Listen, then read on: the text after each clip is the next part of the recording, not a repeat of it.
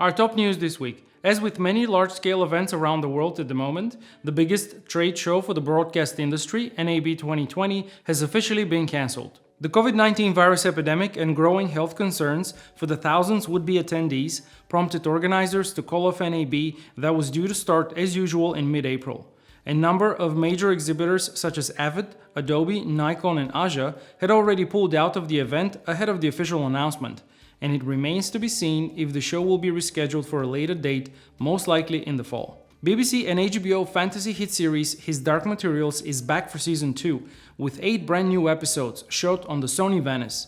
Much like the first season of the show, it continues to be captured using a large format full-frame camera, but this time for season 2, DOP David Higgs chose to go with the Sony Venice and Zeiss Supreme Primes. The Sony Rialto extension system, which allows the camera to be used on stabilizers and cranes, was also used for some VFX-heavy sequences. Vocus has partnered with award-winning DOP Alister Chapman and put together a custom Sony FX9 ENG kit. The Alister Chapman ENG kit by Vocus features an H-shaped top cheese plate with 15mm rods that allows you to keep the original FX9 top handle.